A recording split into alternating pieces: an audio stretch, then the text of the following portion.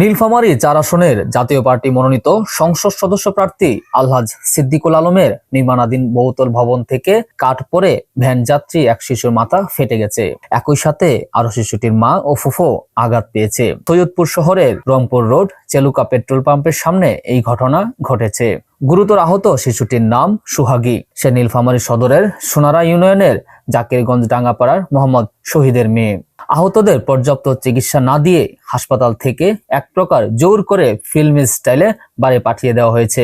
এমনকি সৈয়দপুর 100 শয্যা হাসপাতালে সংবাদ কর্মীরা গেলে যাবা প্রার্থীর লোকজন বাধা দেয়। শিশুটির ফুফু সাবিনা বলেন, আমরা ভ্যানে করে সৈয়দপুর টার্মিনাল থেকে শহরের দিকে যাচ্ছিলাম। ঘটনাস্থলে আসা মাত্রই উপর থেকে একটা কাঠের তক্তা এসে পড়ে। এতে আমার ভাতিজির কপাল গভীরভাবে গর্ত হয়ে কেটে গেছে। আমারও মাথায় আঘাত লেগেছে।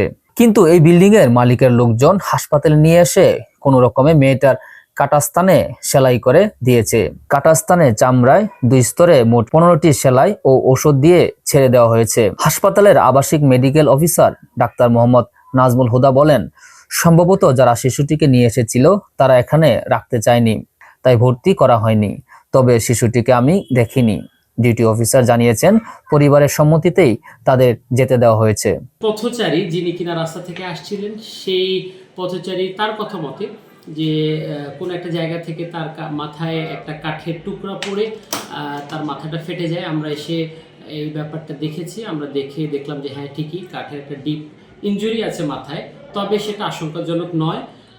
2টা লেয়ারে আমরা সেলাই দিয়েছি এবং আপাতত একটা প্রাথমিক চিকিৎসা দিয়ে আমরা তাকে বাসায় থাকতে বলেছি এবং এরপরে যদি কোনো সমস্যা হয় তাদেরকে হাসপাতালে যোগাযোগের অনুরোধ করেছি। এলাকার লোকজন বলেন, শহরে গুরুত্বপূর্ণ ও ব্যস্ততম সড়কের সাথেই এত বড় বিল্ডিং এর কাজ করা হলেও প্রয়োজনীয় নিরাপত্তা ব্যবস্থা নেওয়া হয়নি। গুরুতর আহত শিশুটির আরো মারাত্মক ক্ষতি হতে পারত।